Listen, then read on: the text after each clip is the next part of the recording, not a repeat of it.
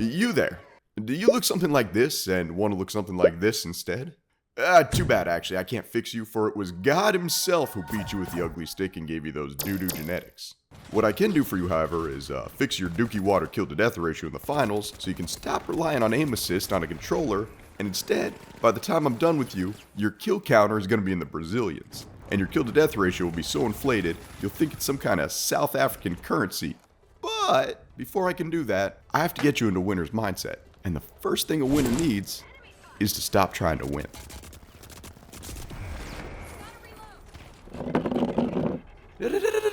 Where'd you think you're going? Sit down and let me explain.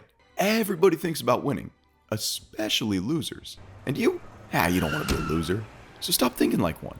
Aim higher. Instead of focusing on winning, you need to ask yourself, how can I ruin everyone else's day? Here's the thing. Let's say you, as an average Joe, win a round of cash out. What happens next? That's right. After the fun little victory screen shows your character celebrating, you go straight back to the lobby. And you want to know who else went back to the lobby? Yeah, that's right. The losers. Why would you want to go back to the same place as a loser?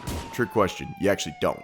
Instead, by the time you get back to the lobby, the enemy team needs to have gotten so tilted by your display of supreme skill that they rage quit the game, uninstalled, and went on to play something cozy instead. And only after all this has happened can you return to the lobby, or as I like to call it, the winner's lounge.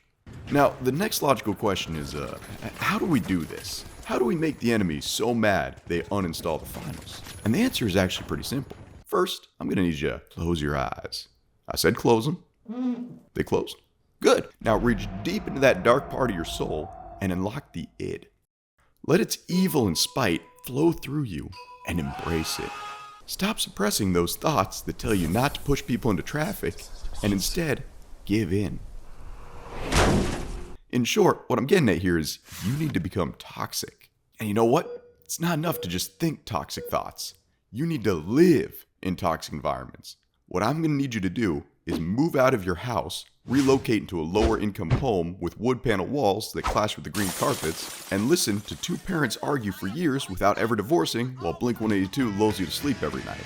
Then, you need to channel your inner gatekeeping, gaslighting girl boss and surround yourself with toxic things. You must drink a 6-pack of Red Bull Wild Berries Pink Edition that you cut with blue Caraco every single day while decorating your environment with Sanrio merchandise that masks your raw evil desires behind a harmless facade of Kuromi and My Melody.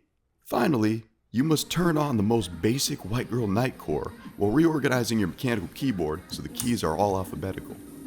Only after you've done all this are you finally ready to win at the finals. So let's get into it. And now for those of you who haven't played it yet, the finals is an arena shooter with multiple game modes, like Deathmatch, Payload, and Investment Banking.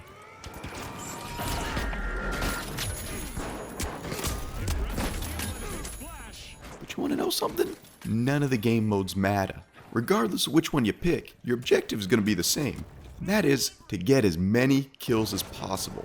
All the game modes do is change where the warm bodies you need to make cold bodies are located. And just so we're clear, to those of you saying, but Grimbles, killing people isn't everything, sometimes strategic play and defensive tactics win the day, I'd like to tell you to once again, stop thinking like a loser. Your enemy cannot steal the cash box if they're dead. So why worry about anything other than killing? Yeah, exactly. Now shut up, quit second guessing me, and let Papa Grim teach you how to be a true winner. Morons can't even trust me. Whatever. Now, the two features that set the finals apart from literally every other arena shooter is the red faction level of environment destruction, which we're going to be taking full advantage of, as well as the 3 playable classes. They are your average 5'11" male, Bob from accounting, and a room temperature IQ corn-fed Midwest farm boy with a hammer. And for this video, we're going to be focusing on that last class as the heavy has the highest potential for destruction and ruining everyone else's day. Yes, I'm aware the light has a one-shot backstop and the medium can quick res teammates to maintain objective control, but we're not about this here. We're here to tilt people, and that all starts with your class and your name. Remember, everything we're doing here has got to be adversarial in nature, which means you need a name somebody doesn't want to die to.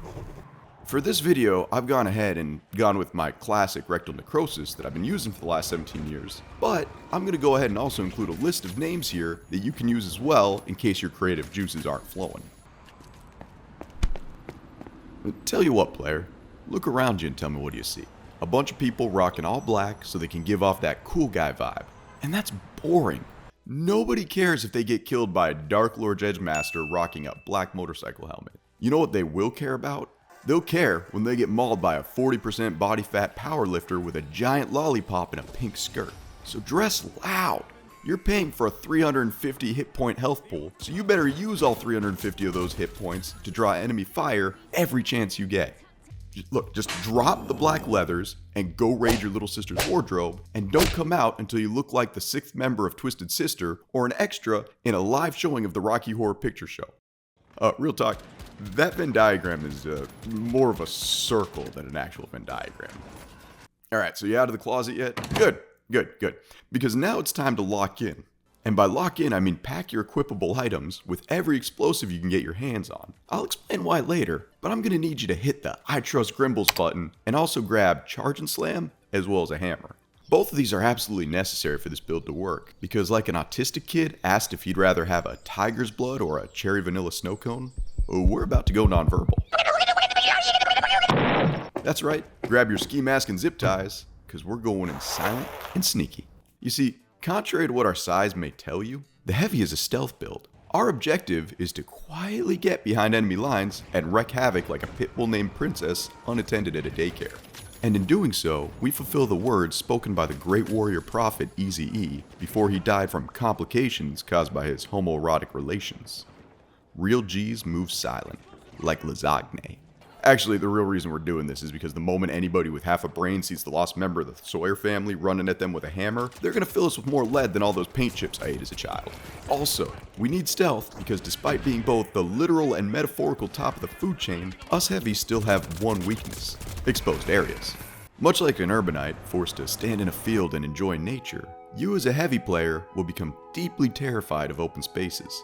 And as your hammer has the effective range of an electric car in winter, you don't want to be caught anywhere that isn't a small room. Unfortunately, most lights know this and will often use their superior speed and maneuverability to drag you out and shoot you from a distance you can't counter, which would suck if everybody you're playing against wasn't actually a complete idiot and you didn't pick Charge and Slam at the beginning. Look, keeping things straight with you, our opponents are not intelligent individuals. They are NPCs going about their daily lives, following only what their base lizard brain instincts tell them to do, and at no point do they consider a 400-pound freight train is going to come through a wall and be on them like a bodybuilder on an unattended trans man's gym bag. Here, think about this like real life. If you know somebody with a gun has a clear line of sight down a corridor you're going to enter, why go through it? Like, are you really trying to die so you can blame your lack of skills on, oh no, the light's headshot abilities are so OP? Are you going to use a crappy excuse like that, or are you going to win? Here, try this. Instead of getting out positioned because you charged a gun line, go into an adjacent room, use applied calculus to figure out where your opponent's placement is based on where their last salvo was fired, and your current location, with a 10% delta of possible locations, and burst through the wall. Or if you're bad at calculus like me, forget all of that and just guess. Trust me, most of your opponents are going to act like a little kid whose parent just walked into their bedroom while they were playing their Game Boy on a school night. And like a child caught red-handed, they will not know how to react when you slam into them with the force of decades of repressed hatred for the crumbling economy your boomer parents left behind for you.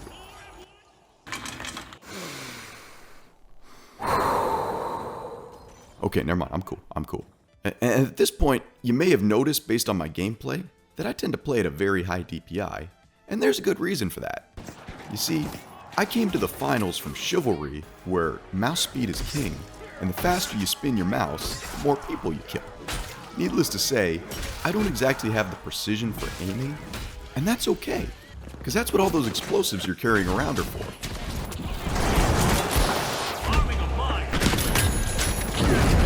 Remember kids, you don't have to be accurate when you have enough firepower to level an apartment complex on the Eastern Bloc. And as your cooldown shows up faster than a Khajiit when you drop your wallet, you can basically use them all infinitely. So go nuts! And finally, and perhaps most importantly, don't die. I know it may sound simple, But if you suspect you may not win an engagement, just run away. Most of the time, opponents will chase you and force themselves out of position because their greed takes over and they make a mistake. After all, what's the point of picking a rude name, dressing like a clown, and swinging a hammer if they don't see you as a threat? What, you think an opponent's gonna get tilted if they can kill you? Get real. Like I said before, winners don't die. So go ahead and abandon your teammates in a cash box if you have to. But don't die. The longer you stay alive, the more work your opponents are going to put into killing you. And trust me, 70% of the time, it works all the time. Now go ahead and just do everything I just said, get real good at this game, and I'll see you in Ruby, man.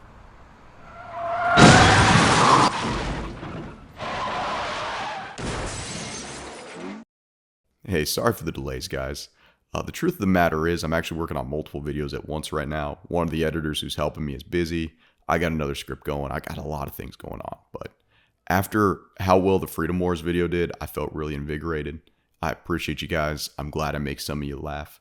And remember, I got a Discord. Every time I post a video, the link stays up for a week. You're all welcome to join it. I got some basic rules, like we don't have not safe for work content in the server, but otherwise everything's pretty open game. So if you want to talk to me, I play pretty frequently in there. So I'll catch y'all later.